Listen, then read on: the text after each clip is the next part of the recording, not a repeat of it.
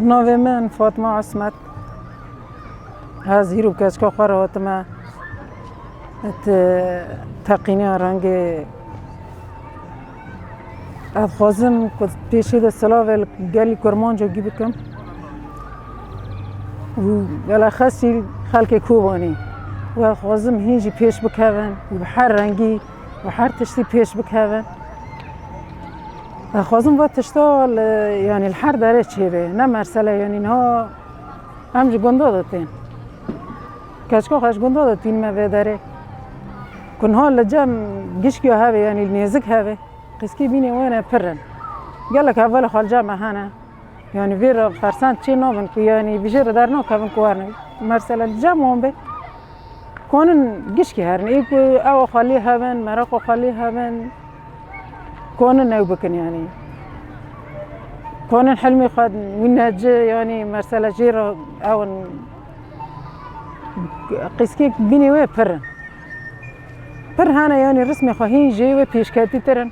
يعني فيرا درنك هتنا كو وارن خد في اوي كان في مرحله يجين يا الحمد لله إيه ما اوكر جيهان ديكي يعني جوير جي او بو مراقبو جوير مراقبو ماجي خاصه مراقب ونهج وإن شاء الله مهنجي أما بيك هذا حياك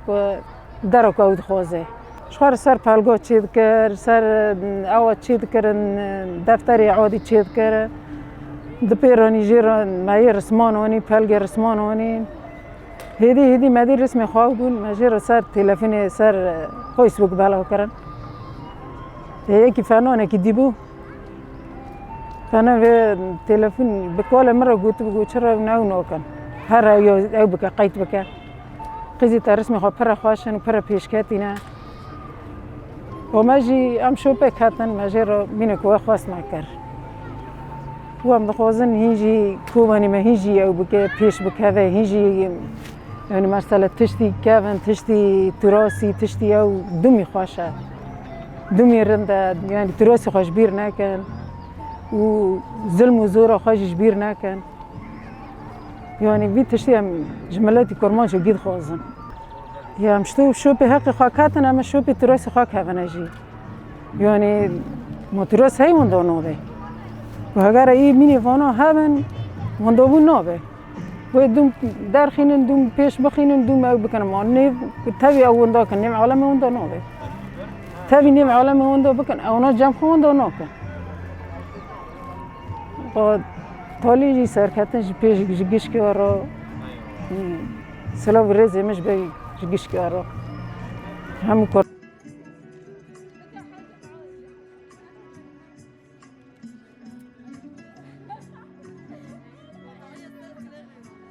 اسمي نسرين شاهين عبدي. اليوم أول مرة بيجي على المعرض، هو اليوم الثالث بالمعرض، هو ثاني معرض بيقيم هون بكوباني. طبعاً الشيء اللي لفت انتباهي إنه يعني بالرغم من سن الصغير للرسامين إنه عندهم مواهب كثيرة ويعني عرفوا يستخدموا الألوان وعرفوا كيف يعني يعملوا الرسومات حلوين. بتمنى لهم التوفيق وبتمنى شيء كثير حلو لبلدي ولكوباني وبتمنى لهم مستقبل حلو كثير. رغم الحرب اللي صارت بكوباني إنه يعني لسه الشعب بيحب الفن وبيحب الموسيقى وبيحب الرسم وإنه الكل بيشارك بهيك معارض يعني حتى الأطفال بنلاقيهم وكبار السن إنه الكل هون متواجد بالمعرض وبتمنى شيء كتير حلو للرسامين وبتمنى لهم مستقبل حلو. طبعاً اليوم حسيت إنه الرسامين استخدموا يعني ما نسيوا الجهد والتضحية واللي عملوهم المجاهدين النساء مثل ما عم نلاقي هون إنه أغلب اللوحات يعني رسموهم وذكروا فيهم أسمائهم. مركزين كمان على الثقافة الكردية ويعني حاطينها باللوحات وبتمنى لهم شيء حلو وبالتوفيق.